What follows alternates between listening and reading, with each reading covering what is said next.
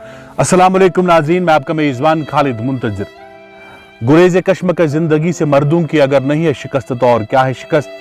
नाज़रीन, मैं हमेशा कोशिश करता हूं कि आपके लिए ख़ास ले आऊं। आज जो मैं स्टोरी आप तक पहुंचाने जा रहा हूं, यकीनन आप इसे मुतासिर हो जाएंगे, क्योंकि हम देख रहे हैं कि इस दौर हाजिर में कहते हैं कि है तालीम ही अमराज़ मिल्लत की दवा। वो लोग या वो बच्चे, वो नौजवान बच्चे जो मामूली सी कमी होने पे तालीम से किनारा कशी करते हैं, तालीम से जी चुराते हैं और ये बहाना बनाते हैं कि वो पढ़ते, वो ये करते, वो करते, उनके पास ये नहीं था, ये नहीं था। या वो नौजवान जो जिंदगी के नशीब फराज से तंग आकर अपनी जिंदगी का खात्मा कर देते हैं। लेकिन कुछ ऐसे भी नौजवान होते हैं जिनको ज़माना फिर याद रखता है, जो इन सारे मुश्किलात से, इन सारी परेशानियों से लड़ते हैं, उलझते हैं और यही चाहते हैं कि जिंदगी में नाम कमाए। अनंतनाग के रामपुरा की पहाड़ियों पे टेंट में रहने वाला एक नौजवान जो इस वक्त मेरे लिए कैमरा कर रहा है और मेरी ये बात रिकॉर्ड कर रहा है। रामपुरा की पहाड़ियों पे रहने वाला नौजवान जो रियासी का है, इनके पास यहाँ पे घर भी नहीं है और वहां भी घर नहीं है, बल्कि टेंट में रहते हैं। टेंट में रहते हैं, दिन की दहाड़ी लगाते हैं, दिन की मजदूरी करते हैं। इसका बाप भी मजदूर है। जिस बच्चे की मैं बात कर रहा हूँ, हाँ डेफिनेटली इसका नाम है मोहम्मद अनवर। और ये बच्चा खुद भी मजदूरी पे जाता है, लेकिन तालीम से जी नहीं चुराता।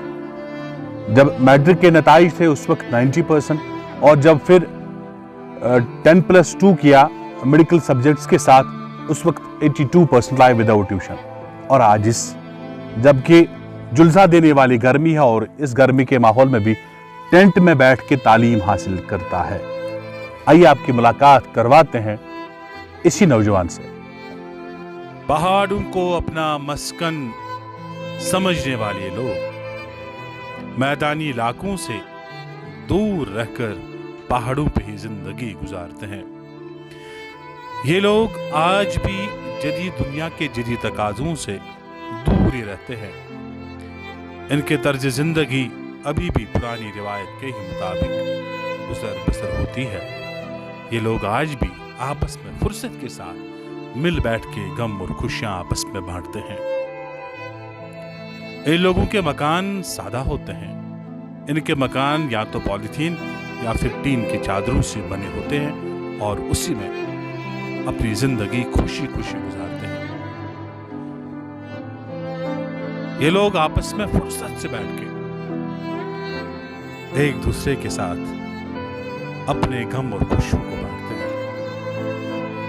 ये लोग सादा ही सही, गरीब ही सही, लेकिन ये भी अपनी जिंदगी जीते हैं और अपनी दुनिया में खुश रहते हैं। इनके पास जदीद दुनिया के जदीद तकाजे न सही, इनके पास जदीद आलात न सही, लेकिन कहते हैं कि खुश रहने के लिए इंसान को किसी चीज की जरूरत नहीं होती। इनके बच्चे आज भी खुशी से कबड्डी और दूसरे खेल खेलते और शाम को फिर आपस में बैठकर रेडियो बड़े मजे के साथ सुनते हैं और गोजरी गाने लुत्फ से सुनते हैं। ये लोग खाना बदोश लोग हैं जो आज भी पहाड़ों को अपनी विरासत समझते हैं और जंगलों में रहने को तरजीह देते हैं। इनके पास जीने के जदीद साधन न सही, इनके पास खाना पकाने के लिए गैस, स्टोव और जदीद आलात न सही, लेकिन जब ये चूल्हा जलाते हैं और उसके गिर्द बैठ जाते हैं तो मज़ा ही कुछ और होता है। यकीनन इनकी ज़िंदगी को देखकर हम जैसे लोग भी यही कहते हैं कि काश हमारी ज़िंदगी भी इनकी तरह पुरसुकून होती। माना कि ये हमसे या आम जिंदगी गुजारने वाले लोगों से गरीब होते हैं, इनको पढ़ने लिखने के साधन कम होते हैं, लेकिन कुछ लोग ऐसे होते हैं जो इन कम वसाइल में भी बहुत कुछ करना चाहते हैं और बहुत कुछ कर जाते हैं, जैसे ये हैं। अस्सलाम वालेकुम। सबसे पहले मेरा नाम मोहम्मद अनवर है। मेरे वालिद साहब का नाम मोहम्मद बशीर और मेरी माँ जी का नाम सकीना बीबी है।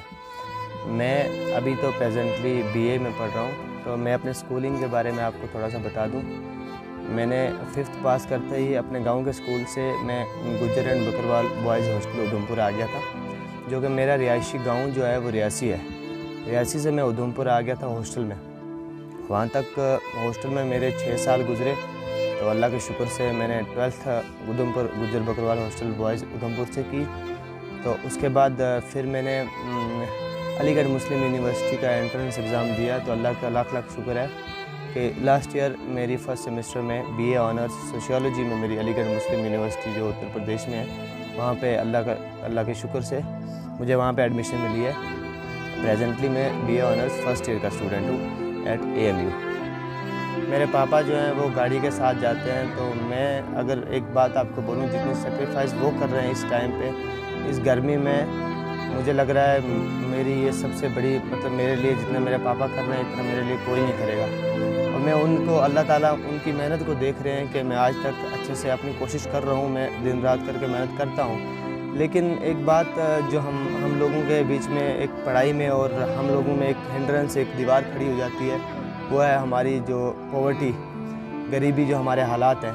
देखिए, जब मुझे संडे का दिन मिलता है, वैसे तो अभी ऑनलाइन क्लासेस होती हैं तो मुझे दिन में अटेंड करनी पड़ती हैं। जब मुझे संडे का दिन मिलता है तो मैं उस पर मज़दूरी करने जाता हूँ। देखिए, इसको हम गलत बात नहीं समझेंगे मज़दूरी करना, लेकिन अगर एक बच्चा पढ़ रहा है, पढ़ते पढ़ते वो मज़दूरी करेगा तो ये थोड़ा सा मुश्किल होता है उसके लिए। साथ में देखिए, आप जैसे हम टेंटों में रहते हैं तो यहाँ पे लाइट का भी बहुत बड़ी प्रॉब्लम है। लाइट के बिना तो पढ़ाई होती नहीं। दिन को तो चलो इंसान करेगा कुछ, लेकिन रात को जब मतलब पढ़ने का टाइम होता है तो उस टाइम लाइट नहीं होती। हम चूल्हे जला के, दिए जला के, फ़ोन जो हमारे ऑनलाइन स्टडी हम करते हैं, लेकिन वो मेरे ख्याल से मैं जो करता हूँ हफ्ते में 3-4 दिन ही होती है, क्योंकि कभी किसी के घर में फ़ोन चार्ज करना पड़ता है, हमारे घर में लाइट नहीं है, तो कभी फ़ोन बंद हो जाता है, तो जो इम्पोर्टेंट मैसेज आना होता है स्कूल से, कॉलेज से, कोई भी मैसेज आता है तो वो हम रिसीव नहीं कर पाते हैं। ये हमारी सबसे बड़ी मुश्किल है इस टाइम पे। मतलब सबसे पहले तो मैं आपके पहले क्वेश्चन का आंसर दूंगा। 10th क्लास में मैंने जब एग्ज़ाम दिया था तो मेरे 10th क्लास में 90% थे, और उसके बाद 12th में अल्लाह के फजल से without any tuition, medical subject थे मेरे 12th में, तो मैंने 82% सिक्योर किए थे 12th में एक गवर्नमेंट स्कूल से। तो अल्लाह का लाख लाख शुक्र है। जो दूसरा क्वेश्चन आपने पूछा, जो मेरे भाई जिनके पास ऑल द रिसोर्सेज जिनके पास हैं, लेकिन उसके बावजूद भी वो आजकल जो प्रेजेंट टाइम में ड्रग्स वगैरह बहुत ही एक लत लग चुकी है हमारे नौजवानों को, ड्रग्स की तरफ चले गए हैं। अल्लाह ने उनको सब कुछ दिया है, अगर वो उस रिसोर्स का इस्तेमाल करके वो ज़िंदगी में कहीं से कहीं पहुंच जाते, लेकिन तब भी मैं कहूँगा कि उनको इस चीज़ को अवॉइड करना चाहिए, जो सबसे गंदी चीज़ है ड्रग्स। तो अपनी पढ़ाई की तरफ ध्यान देना चाहिए। अल्लाह का लाख लाख शुक्र है हमें ये टेंट मिला है। हम नहीं कहते हैं कि हमें मकान नहीं मिला, ये तो अल्लाह की तरफ से देन, अल्लाह की देन, हम इस पर भी अल्लाह का शुक्र करते हैं। लेकिन टेंट में रहने के बावजूद भी इंशाल्लाह हमें पूरी उम्मीद है कि हम स्ट्रगल, अपना जो लाइफ हमारी है, पढ़ाई में नहीं छोड़ूंगा। मैं अपने भाइयों को भी ये मैसेज दूंगा जो हमारे जैसे हैं, हमारी कम्युनिटी के, कि उनको पढ़ाई करनी है, चाहे टेंट हो चाहे कुछ भी हो। इंशाल्लाह स्ट्रगल हमारी लगी रहेगी, अल्लाह देने वाला है जी।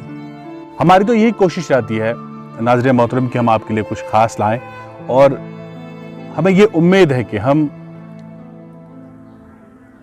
जो भी आप तक लाएंगे वो खास ही होगा आपके लिए। और कोशिश हमारी यही रहती है कि वो स्टोरी आप तक लाएं जिससे डेफिनेटली बाकी लड़कों को भी जो है हौसला मिले और इंस्पिरेशन मिले, ताकि वो भी आगे जाएं, नाम कमाएं। क्योंकि हम देख रहे हैं कि जहाँ पे खुदकुशी के वाक़यात रोज़ बरोज़ बढ़ रहे हैं, वहीं पे हमारे नौजवान नशीली अद्वियात और मनशियात की बुराई में भी फंस रहे हैं, उनको लत लग रही है, और बुराई के दलदल से निकालने के लिए हमें रोल अदा करना होगा। डेफिनेटली इन्हीं बच्चों को प्रमोट करना होगा, ऐसे हीरोज़ को प्रमोट करना होगा, तब जाके हमारे समाज में बाहर आएगी और वो समाज बनेगा जिस समाज का हम तस्वर करते हैं कि हमारा समाज बुराइयों से पाक हो। आज के लिए बस इतना ही, फिर होगी आपके साथ मुलाकात। अपनी दुआ में रखिए हमें याद। तब तक के लिए अल्लाह हाफिज़।